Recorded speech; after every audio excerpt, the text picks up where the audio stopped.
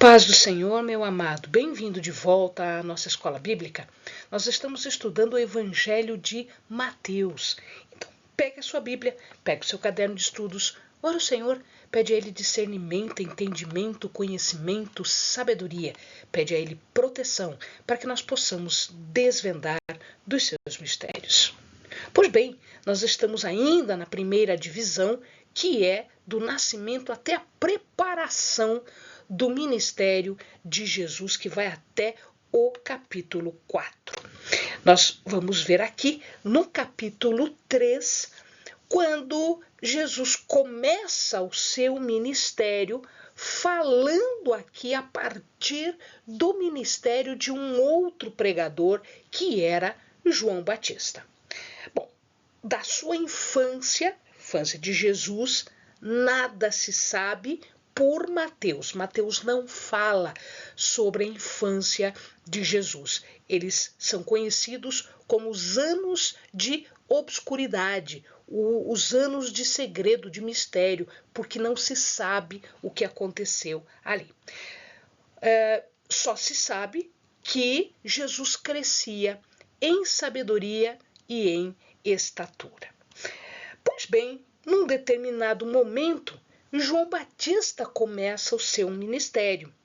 Enquanto Jesus está crescendo, João Batista, que era quase da mesma idade, ele já está trabalhando.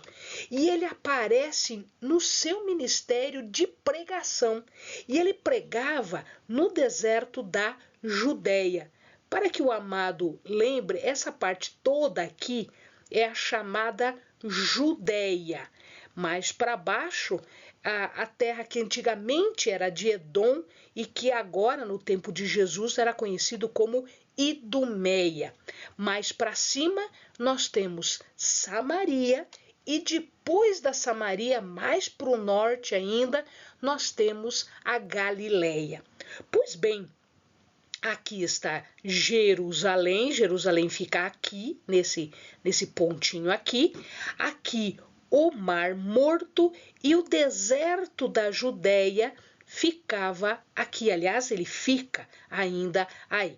Esse fiozinho que o amado está vendo aqui é o Rio Jordão. Era onde o ministério de João Batista era feito. Ele estava ali para batizar as pessoas, né? Ele estava ali para cumprir a profecia de Isaías 43, que diz: preparai o caminho do Senhor, endireitai as suas veredas. Ele foi, portanto, comissionado, ele tinha um ministério para proclamar uma mensagem de boas novas. Boas novas em grego quer dizer evangelion, que depois a gente aportuguesou para evangelho. Então, na verdade, João Batista já falava das boas novas, da salvação. A mensagem que ele trazia era de um arrependimento para alcançar a salvação. Isso era um evangelho, isso era boas novas. Ou seja, ele dizia: o reino de Deus está para acontecer na sua plenitude. Em outras palavras, o reino de Deus está chegando pelo Messias. João, ele foi o último dos profetas, porque ele já anunciava o Messias, ele já anunciava o reino de Deus, e o reino de Deus iria se instalar ainda enquanto João Batista era vivo. Ele havia sido enviado conforme a profecia de Malaquias, né? Em Malaquias está escrito que ele enviaria à frente do Messias alguém do espírito de Elias.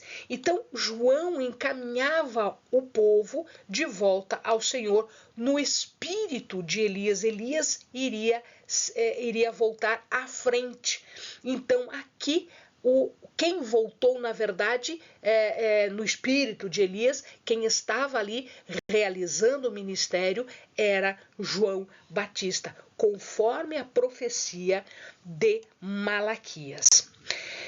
Pois bem, o batismo de João era um batismo de água. Ele mesmo dizia: eu vos batizarei com água, mas após mim virá alguém que batizará com o Espírito Santo e com fogo. Esse batismo de água era um batismo de arrependimento, era um batismo de purificação, porque a água purifica. Mas o batismo com o Espírito era um batismo muito mais profundo, porque o batismo com o Espírito alcançava o coração, produzindo vida. E este batismo com fogo lembra o trabalho do ourives. Como o ourives faz? O ourives pega o ouro, o metal, e ele coloca no fogo numa tigelinha que a gente chama de cadinho, que resiste ao fogo. Então o que acontece fica no fogo diretamente ali no calor do fogo e vai separando as sujeiras do ouro, que a gente chama de escória. A escória é a sujeira, é isso que deixa o ouro sem valor. Então, quando se coloca no fogo, no batismo de fogo, significa que o ouro é derretido e é separado o ouro, o metal, da escória, da sujeira.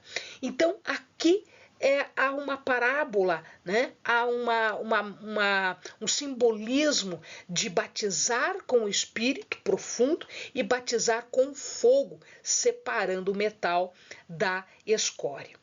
O ministério de João era, portanto, um ministério de preparo.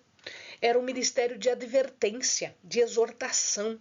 Ele advertia severamente aqueles que estavam ali. E nessa passagem de Mateus, quer nos parecer que foram ali os fariseus e os saduceus.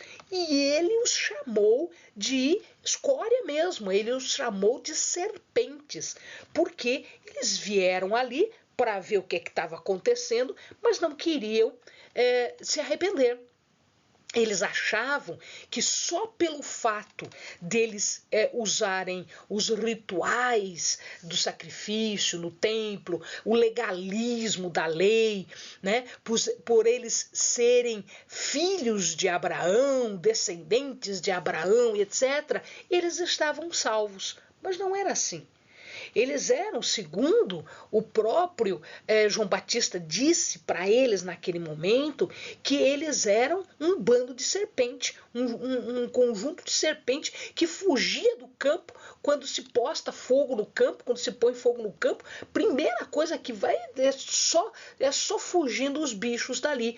E dentre os bichos ele dizia que as serpentes estavam fugindo. Eles eram arrogantes, eles eram presunçosos, eles confiavam no mérito da sua linhagem, de serem descendentes de Abrão, de serem descendentes de Arão. Só porque eles eram judeus, filhos de Abrão, eles achavam que estavam salvos. Eles eram legalistas, eles eram ritualistas, eles faziam o ritual e achando que não precisava ter coração para isso. Na verdade, o arrependimento pela boca não tem valor nenhum. Tem que ter uma conduta que seja adequada àquilo que nós estamos falando. Portanto, só arrepender, falar que está arrependido é insuficiente. Não tem valor, não tinha valor. E era isso que João Batista denunciava.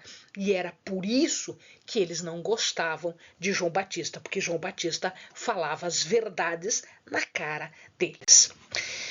Bom, é nesse contexto, é nesta situação, que João Batista diz para eles que eles estão correndo risco de serem cortados, como um lenhador que corta a raiz das árvores que estão condenadas. Uma árvore que não produz frutos, ela tem que ser arrancada, ela tem que ser cortada, ela tem que ser queimada. É a mesma coisa que acontece com o trigo e com a palha.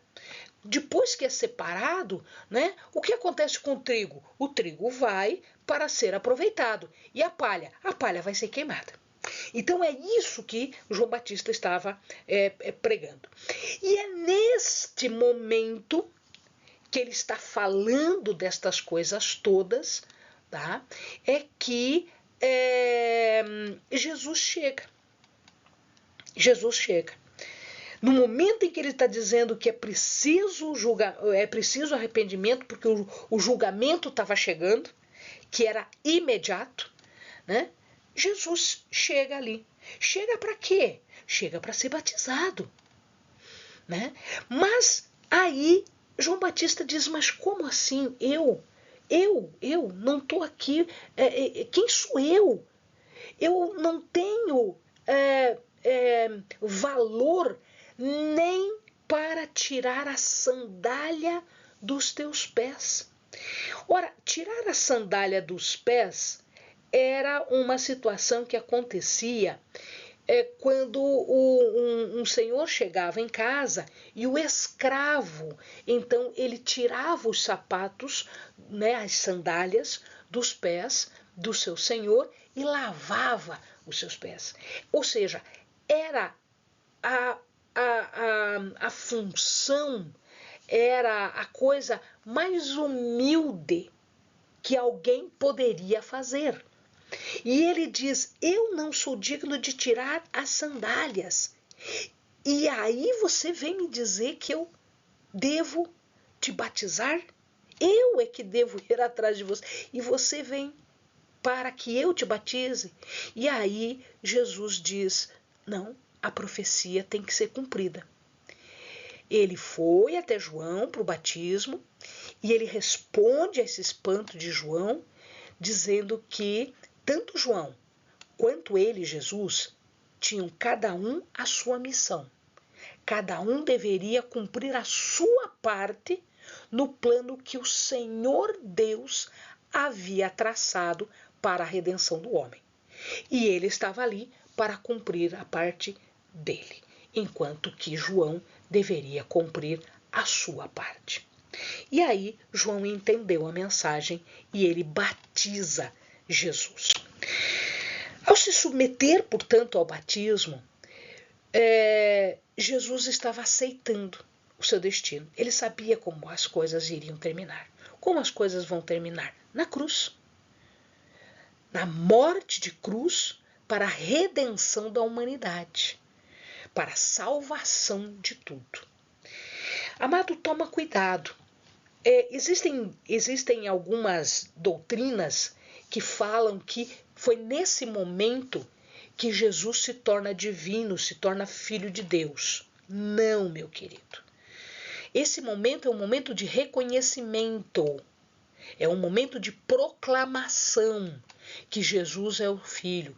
Não é o motivo da constituição de Jesus como filho, porque Jesus já era filho de Deus.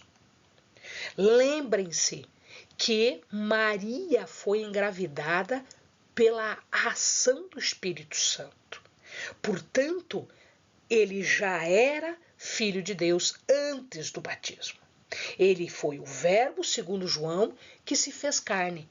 Portanto, ele já era divino. E é nesse momento, então, que há um reconhecimento, que há uma proclamação daquilo que já existia. Então ele diz, proclamarei, o Senhor me disse, tu és meu filho, eu hoje te gerei. E assim é dito naquele momento. Eis o meu servo, a quem sustento, o meu eleito, em quem se compraz a minha alma. Pus o meu espírito sobre ele, e ele trará justiça a todos. Portanto, aqui a mensagem que se fala nesse momento é Salmos 2:7 e é também Isaías 42:1. Então é Salmos 2:7, Isaías 42:1. Então é neste momento que há uma proclamação, porque publicamente todos estão sabendo quem é aquela pessoa. Ele é o Filho amado de Deus. É o escolhido para ser a pessoa em quem a profecia se cumpre. Ele é o Messias. Ele é o Filho de Deus. Ele é o Cordeiro Santo que tira o pecado do mundo. Ele é dotado de poder.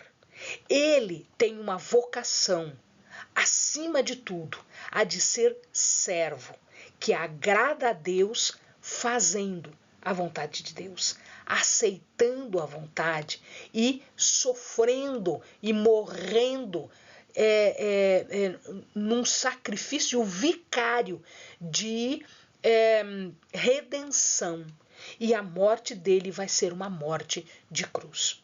E é nesse momento que a palavra diz que o Espírito desce sobre ele em forma de pomba, que é um símbolo de suavidade e de mansidão, de paz. Então é naquele momento em que os três se encontram. Deus Pai com a voz, o Filho que está ali e o Espírito Santo em forma de pomba. Então a Trindade é vista neste momento, os três juntos. É o momento em que a Trindade se manifesta para a humanidade. Logo depois, ele aceita a missão, então ele precisa de mais um preparo antes de começar a missão. Ele vai para o deserto. Diz a palavra que ele é levado pelo Espírito. O que significa isso? Que era da vontade de Deus. Ele está fazendo uma coisa que é da vontade de Deus. Que Jesus fosse tentado a ser desobediente. Por que ele deveria ser tentado? Para mostrar que ele veio em perfeição. Aquilo que Israel deveria ter sido, um servo obediente, aquilo que Israel deveria, o povo de Israel deveria ter feito, obedecido ao Senhor, lá no deserto, que não fez, por causa da sua desobediência, ele não foi visto em perfeição. Agora Jesus volta ao deserto e lá no deserto, ele em perfeição, ele é tentado. Diz a palavra que ele ficou 40 dias e 40 noites. Isso nos lembra Moisés no Monte Sinai.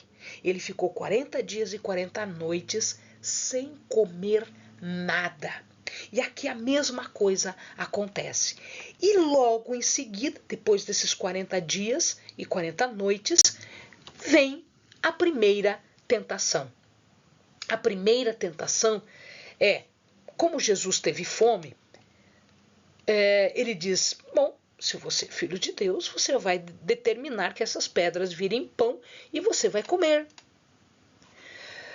Ora, aqui ele vai dizer o seguinte, não, nem só de pão vive o homem. Nem só de pão vive o homem. Deuteronômio 8:3. Ele era obediente e não seria ele a decidir quando terminasse o jejum e como o jejum deveria terminar. Então Jesus aqui, ele responde com a palavra. Porque o inimigo ele também sabe usar a palavra, amados. Então toma cuidado. A segunda tentação, ele põe dúvida sobre a proteção de Deus. Se você é mesmo filho de Deus, está escrito lá na palavra, em Salmos, que você vai se atirar do pináculo do templo. Pináculo do templo era a parte, a parte mais alta, era a ponta lá de cima do templo, ou seja, era a altura bem maior, onde ele poderia se jogar. E ele disse, né, segundo o Salmo, não, dá ordem, né, você se joga daqui, você tenta suicídio, você se joga daqui e Deus vai dar ordem aos seus anjos, né, para que te salvem, porque ele deu ordem aos anjos para salvar os seus servos. Jesus diz, olha, não vou tentar a Deus de uma coisa desnecessária. Não vou tentar a Deus me arriscando desnecessariamente, porque em Deuteronômio 6,16 está escrito que não deveríamos tentar a Deus como fizeram em Massá. Em Massá eles tentaram. Se é Deus mesmo, então vai nos dar comida, vai nos dar água, vai nos dar isso, vai nos dar aquilo. Então o que acontece aqui? Não tentarás o teu Deus. Não tentarás o teu Deus. E aí ele faz a última tentação. Ele coloca Jesus, assim, ele imagina, né? Ele monta uma estratégia aqui de colocar Jesus o mais alto possível, e ele mostra para Jesus todos os reinos, todas as nações, o mundo inteiro. E aí, se você me servir, se você me adorar, eu te dou tudo isso. Ele poderia fazer isso? Sim, porque o mundo, né, a terra está entregue ao maligno, né? Então, ele, na verdade, se ele fizesse isso, tá, ele estaria adorando o inimigo.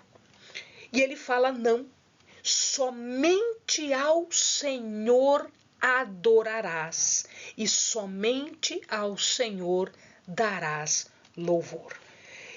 E aí ele diz: some daqui, vai para trás, e somente ao Senhor eu vou adorar, né? Deuteronômio 6,13, ao Senhor temerás e a ele servirás. Ou seja, ele citou a palavra, Deuteronômio também. As tentações de Jesus, amados, não acontecem só aqui. É uma preparação para o ministério todo de Jesus, né? Porque ele, essas 3 ofertas são todas durante o ministério dele. Afastar-se do que está na palavra, comida, o alimento é a palavra. Entregar-se às tentações do mundo, fazer sinais fúteis, né? O povo clama por um sinal. Vira e mexe os fariseus queriam isso. Vira e mexe os escribas queriam isso. E evitar o caminho mais fácil, né? Evitar o caminho mais fácil de tudo. Ou seja, Jesus, ele abraçou a missão de trilhar o caminho até a cruz, o caminho de sacrifício. Este caminho era o mais difícil. Jesus aceitou isso. Ele não voltou atrás. Ele foi pelo caminho mais difícil. Pois bem, amados, quando João Batista foi preso, Jesus volta para a Galileia e ele vai morar em Cafarnaum. Cafarnaum é uma cidade que fica aqui. Esse é o mar da Galileia, né? Esse é o mar da Galileia. Cafarnaum fica aqui, ó. Corazim está aqui, Betsaida está aqui, Magdala, de Maria Magdalena, né? Está aqui. Então, Cafarnaum era o centro, é onde ele foi morar. E como ele vai morar lá, cumpre-se então uma profecia que estava em Isaías 9:1-7. Nessa profecia está escrito que uma grande luz iria radiar sobre a região de Zebulon e Naftali, porque aquela região era a região de Zebulon e Naftali. Havia de acontecer o amanhecer de uma nova esperança. Um descendente de Davi iria aparecer ali. Naquela época, era uma região de trevas, era uma região de morte. As pessoas não gostavam porque elas eram cheias, né, muito próximas dos gentios, então havia muita influência gentia ali. Mas, na verdade, o reino de Deus aconteceu ali. Ele aparece ali. As boas novas, o evangelium aparece ali. O seu ministério, naquele local, vai ter pregação e vai ter cura. E aí Jesus começa a chamar os seus discípulos.